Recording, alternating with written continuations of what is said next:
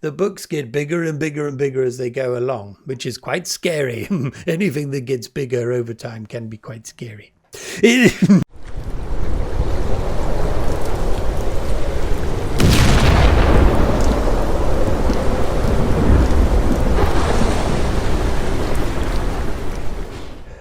Oh, hello there, my loves. Welcome back to another book review. Yes, I do review books occasionally. I'm going to try and do more from now on. We'll see.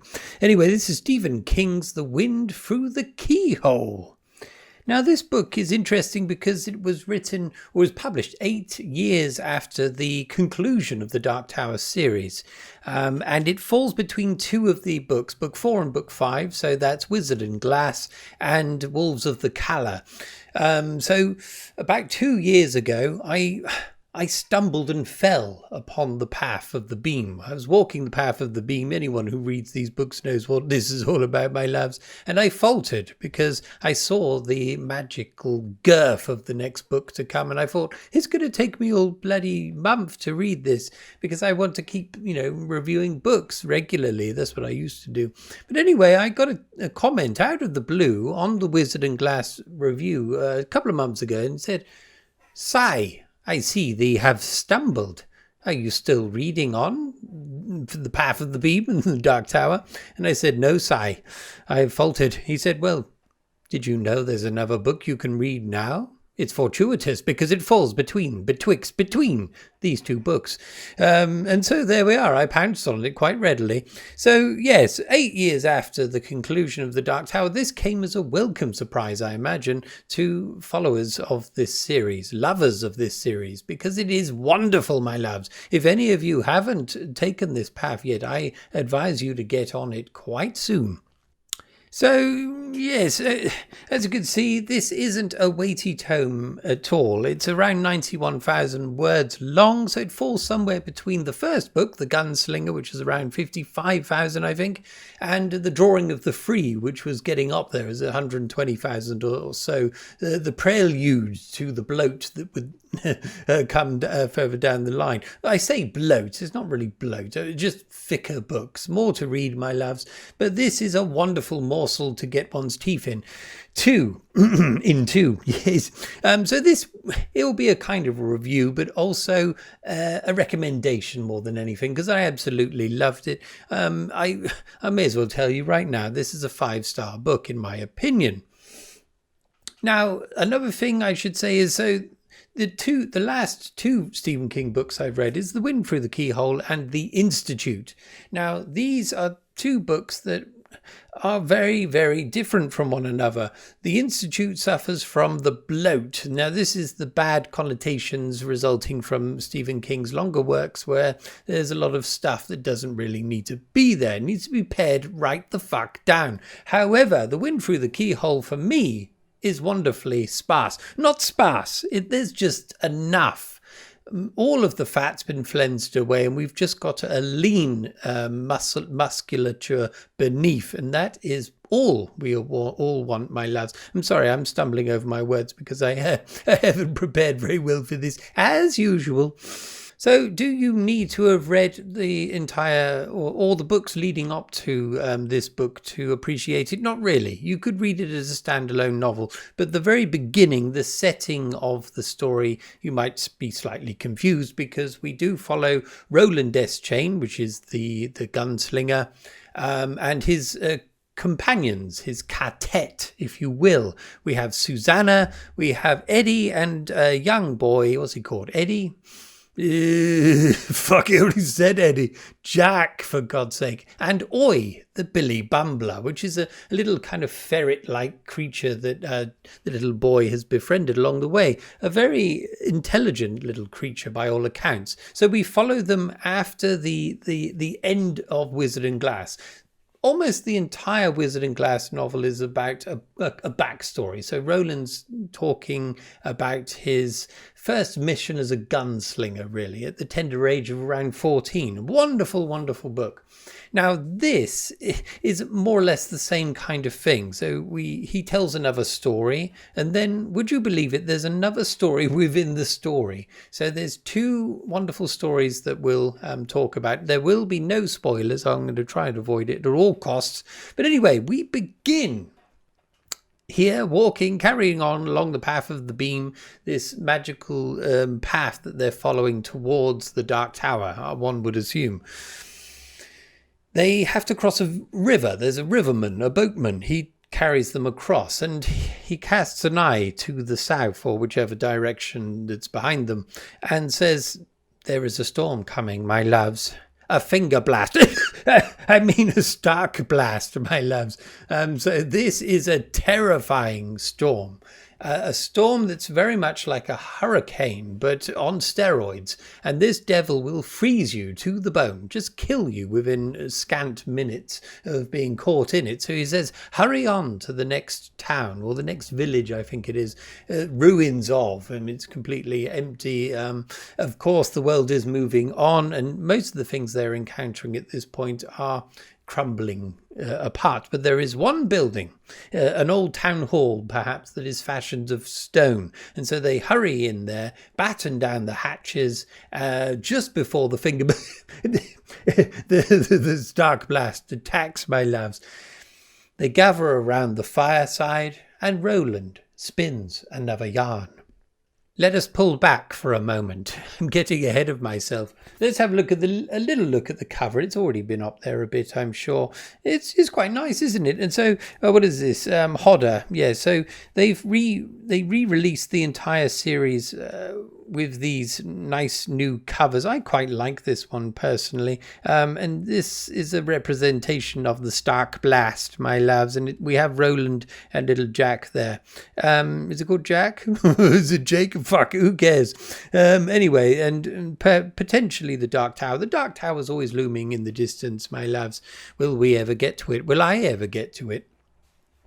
The other thing of note is that throughout there are some wonderful illustrations by Jan Lee, my loves. Now, I'll just show you one. I mean, my camera is shambolic, as we all know. Where the hell are they? They are in here. There's not many of them, but when they appear, they are quite wonderful. And there we are. There's one there with a little boy on the shoulders of his father, a woodsman, an axeman. Excellent drawings. I'm assuming these are pen and ink, perhaps. Who knows? But wonderful. Now, the first thing I'd say is, do you like illustrations within your books? Now, I always love seeing illustrations wherever they may appear, but it always puts me off, my loves, to a certain extent, because one is using your imagination. We're using our imaginations to fashion these worlds, and then suddenly an illustration tries to pin it down for us, and I'm not always that appreciative of that. However, I am appreciative of the skill and artistry that is within these illustrations, wherever they may appear. I'm sorry, I'm rambling. Anyway, let's carry on. Okay, so shall we dip back into the story? Apologies, my loves. Okay, so this story that, or this yarn that Roland begins to tell them beside the fire is about his second real mission as a gunslinger, as a young gunslinger. He's still wet behind the ears, really, but he's been sent on a perilous mission to a distant town outside of the kingdom that's being plagued by a skin man, my lads. Now, a skin man is a shape-shifting entity, a human, but can change form at will. So at first I thought perhaps a werewolf or something like that. But no, this creature can choose any sort of form, like bears and alligators, all kinds of things. A frightful fellow indeed. And perhaps by want of its nature, it likes to fucking murder. Willy-nilly, my loves. Men, women and children. And it's laying waste to various ranches, I think, outside of this town. So Roland is dispatched with another young gunslinger. I've forgotten his name. It doesn't really matter. And they begin their journey on a choo-choo train, an old steam train. But even here back in Roland's distant past, the world is moving on. And so technological marvels such as, well, a steam train are on their last legs, and so on the way it breaks down, and so they're forced to carry on their horses, my lads. Their horses, yes. So again, it's referencing the spaghetti western to a certain extent here. So they go on their way, and on the way they encounter a form of convent. I think it's called Serenity. I think that's what it's called. And this is the place where Roland's late mother, she committed suicide in one of the other books. That's a spoiler. So, yeah, but you know what I mean. So she convalesced there after a mental breakdown. And so they happen across this place. Now, the engine driver of the train that's broken down has warned them, young size, this place is dangerous for men. These women cannot be trusted. You're likely to end up being murdered by them. So yes, this place is shunned by men. You don't go there. But Roland goes there with his friend. And I'm talking about this just because this is a brilliant example. The first character we meet here is a brilliant example of Stephen King's A game.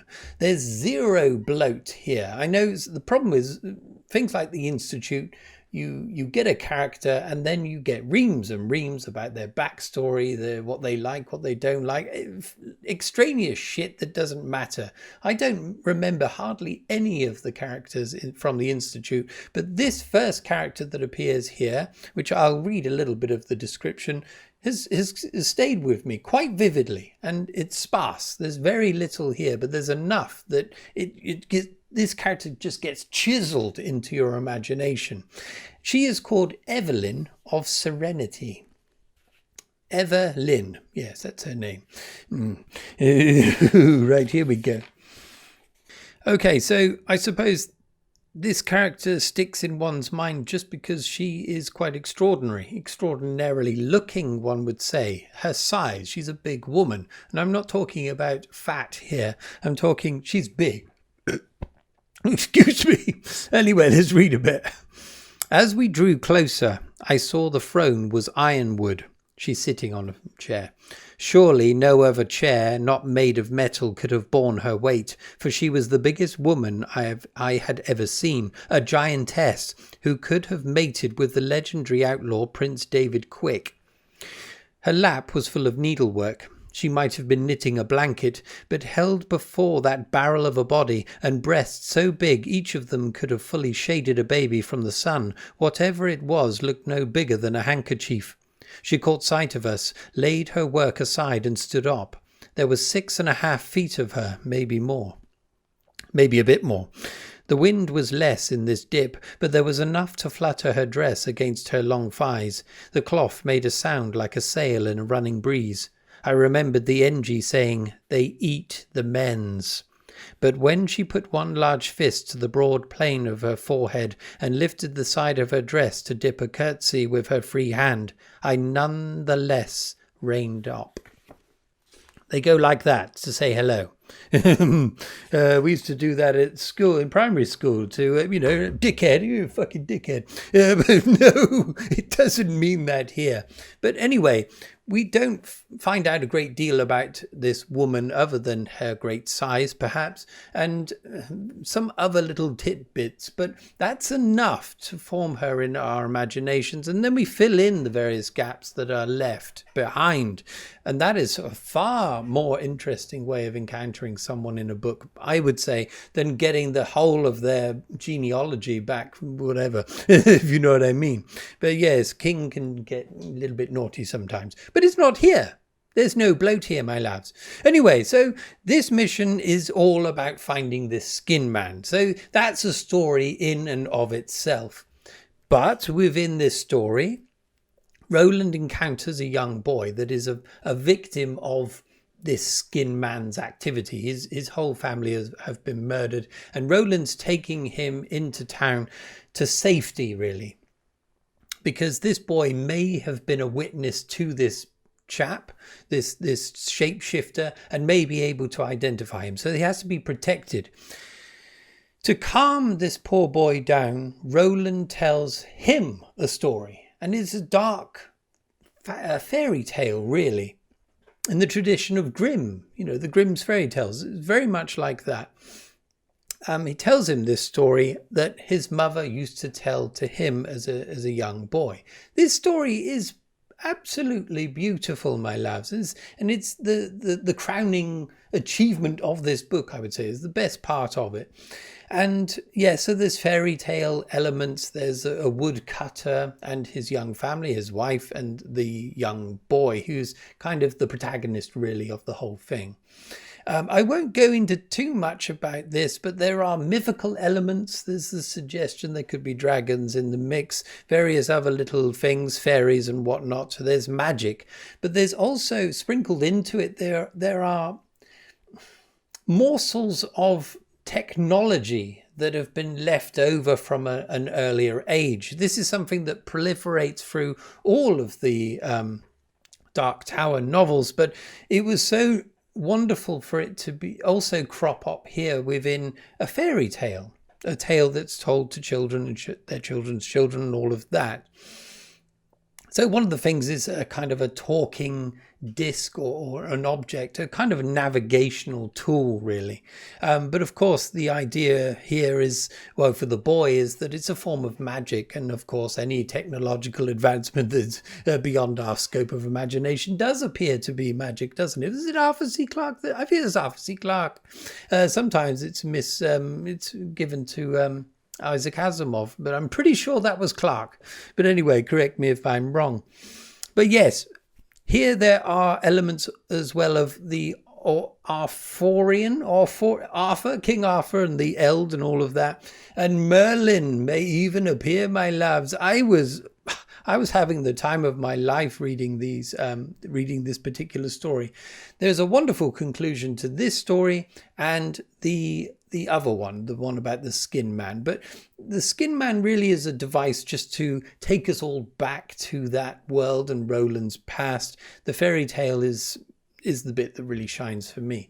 But there we are. That's kind of the book, without giving too many spoilers. So yes, I loved it. 5 out of 5, my loves. And this has inspired me to continue upon the path once more, the path of the beam, to see what might be seen. But it's probably going to be in the new year because I've got various other things to be read, my loves. But anyway, I hope this has been okay-ish. The long and the short of it is, I think you should read this series of books. If you want to skip right to this one, don't worry about it. There's nothing wrong in that. You will love it, and it will make you want to begin the path from the beginning. I think the Gunslinger can put people off sometimes because it's quite different in style and form and content to any of the ones that come after it. It's slightly more experimental, but it's juicy. There's a lot to get your teeth into. This is closer to what you will find in the rest of the series, I think. But there we are. But expect to be reading for a very long time, my loves.